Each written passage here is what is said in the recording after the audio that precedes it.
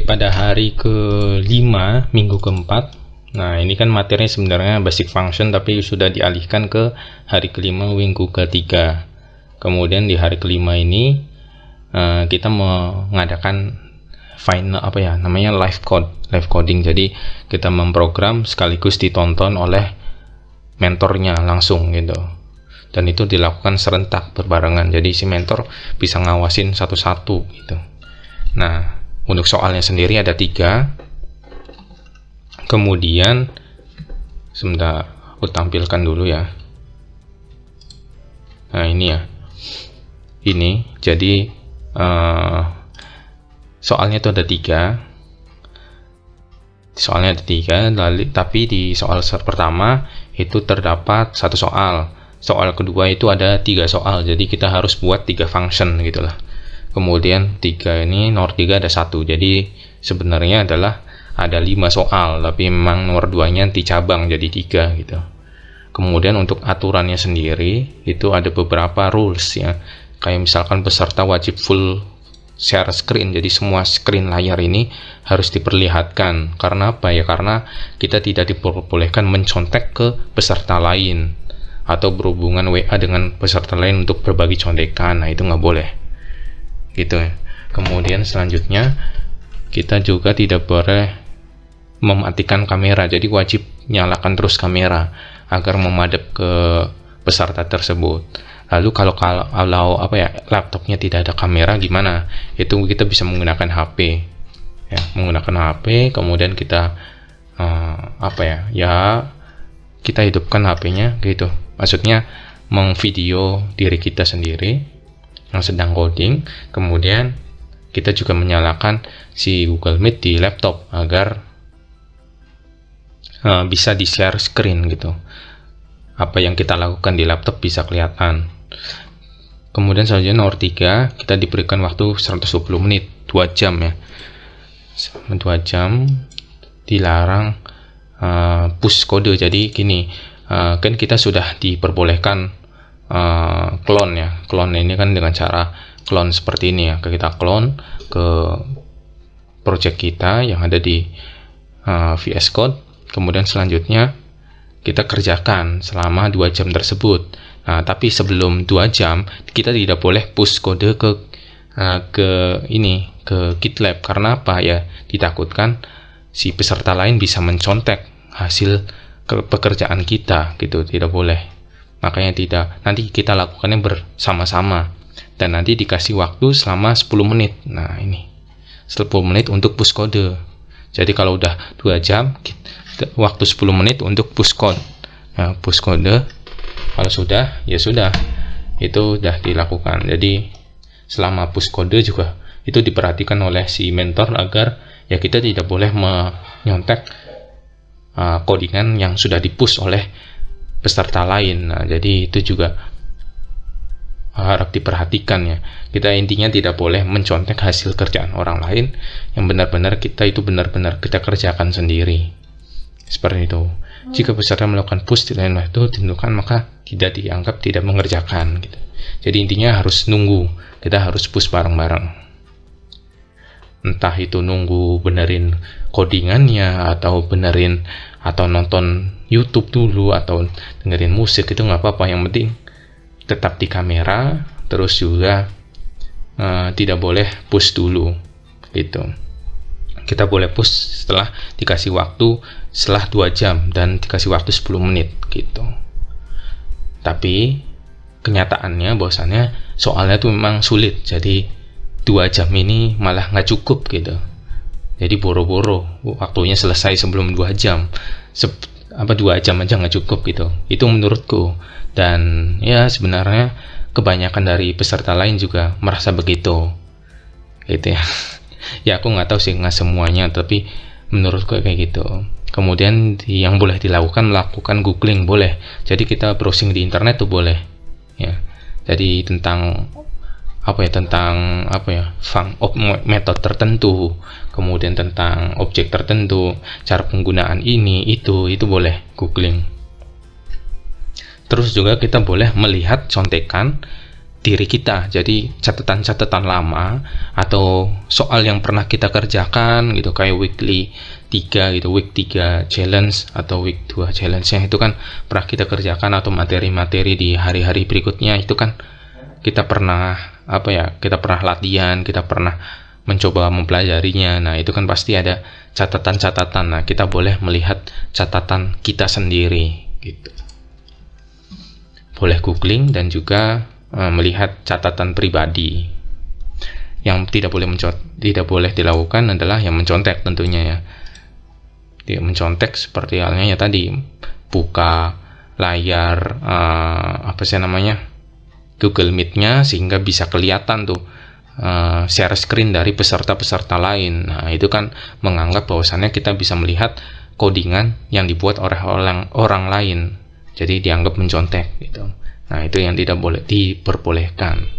Kita tetap share screen, tetapi kita tidak boleh membuka tab Google Meet-nya. Karena ya kalau kita buka ya kita bisa melihat share screen dari setiap orang itu. Terus menggunakan built-in function juga kita tidak boleh, kecuali yang sudah diperbolehkan ya. Built-in function itu banyak. Jadi itu yang akan mempermudah kita menggunakan atau mengcoding gitu. Nah, tetapi itu tidak diperbolehkan. Kayak program atau metode atau built-in function sort gitu ya. Built-in function namanya tuh sort atau metode namanya sort gitu. Nah, sort tersebut itu bertugas untuk menyorting urutan. Jadi dari terendah ke tinggi atau kebalikannya. Nah, itu gampang, tinggal pilih .sort kemudian dalam kurung apa gitu aja, sebenarnya mudah. Tapi kita tidak perbolehkan. Jadi ada cara lain untuk melakukan itu tanpa menggunakan built-in function atau metode. Makanya kita tidak diperbolehkan. Kemudian membuka laman Google Meet. Nah, ini juga yang tadi ku sebutkan ya. Kita tidak boleh membuka Google Meet agar kita tidak bisa melihat hasil pekerjaan orang lain. Kemudian metode yang diperbolehkan. Nah, ini untuk array ya. Push, pop, shift, unshift. Kemudian juga kita untuk seperti konversi to string, to uppercase untuk memperbesar si suatu string itu kan. Karakter stringnya diperbesar. Tadinya A kecil jadi A besar. Kemudian ini kebalikannya, dari A besar ke A kecil, nah itu lowercase. Kemudian is none ini kayak untuk mendeteksi bahwasannya itu none atau tidak gitu. Kemudian number, string, boolean. Nah, ini kan seperti untuk mengkonversi juga ya, itu boleh. Kemudian objek juga boleh. Jadi ada objek nih banyak, kayak object dot includes, object dot keys, object dot apa. Nah, itu kan banyak yang sudah dipelajari di hari-hari berikutnya kan sudah dipelajarin tuh. Kemudian ada si objek baru namanya math. Nah, math ini bawaan dari objek global atau bawaan dari JavaScript-nya gitulah intinya. Ini masuk ke objek global yaitu objek window, di mana math ini nanti berisikan metode-metode yang bisa kita gunakan seperti math.floor itu untuk jadi angkanya itu misalkan 4,78. Nah, itu jadi 4,7-nya doang, atau diambil angka bulatnya doang adalah 4 doang. Itu bisa. Jadi menggunakan objek math ini dengan metode tertentu tentunya. Nah, itu kita diperbolehkan browsing gitu. Contohnya kita browsing di W3 School. Nah, itu kan boleh.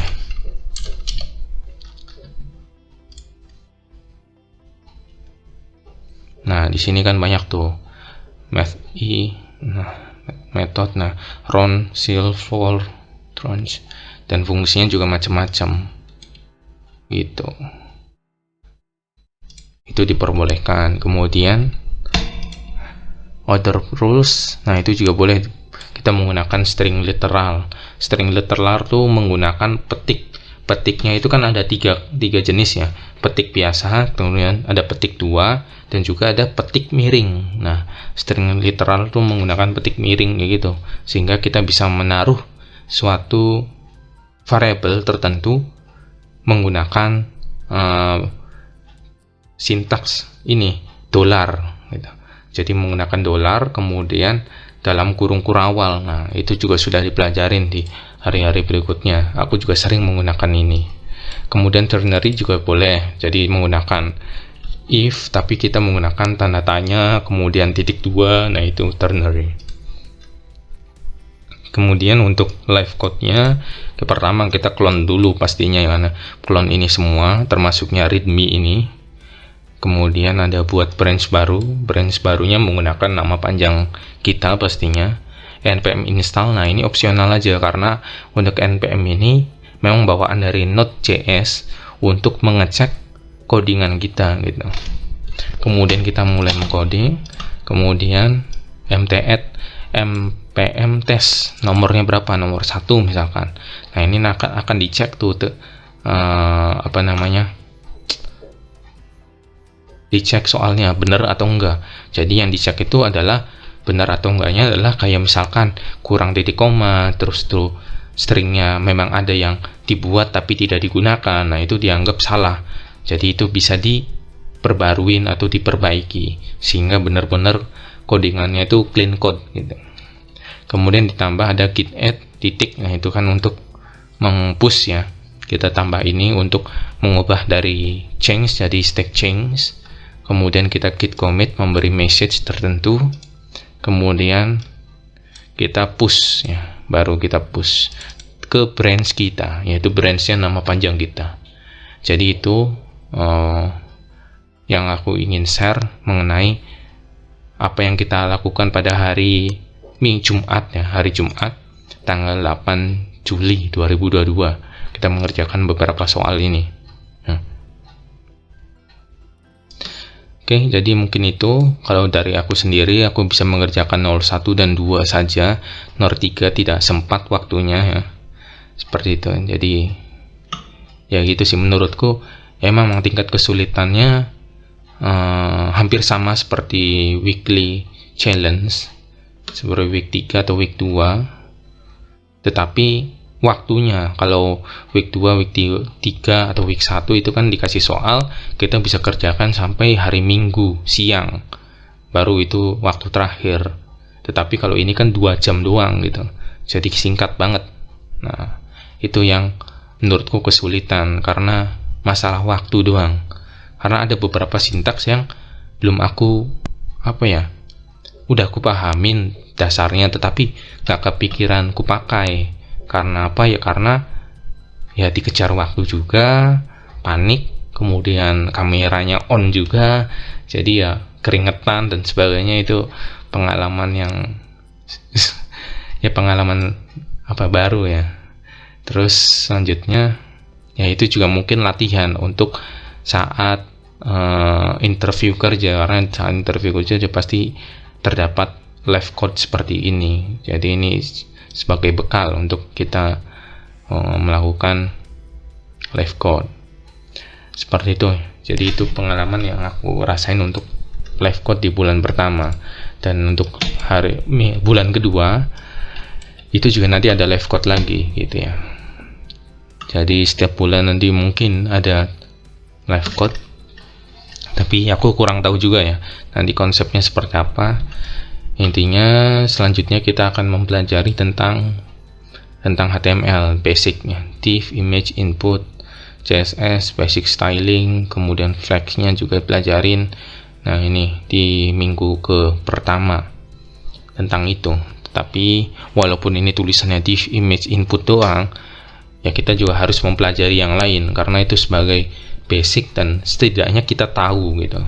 Kalau kita tidak tahu, nanti ya kesulitan nanti ke depannya. Jadi lebih baik kita pelajarin semua, lalu kita pelajarin fokus yang memang masuk dari silabusnya, karena itu yang nanti akan ter-highlight gitu. Kemudian untuk di minggu kedua, nah ini udah masuk ke React.js nya seperti itu. Oke, jadi mungkin itu yang ingin ku sampaikan di hari ini. Sekarang udah tanggal 10 ya, dan itu sudah yang mau ku ceritakan di tanggal 8 sebenarnya. Oke, jadi mungkin itu.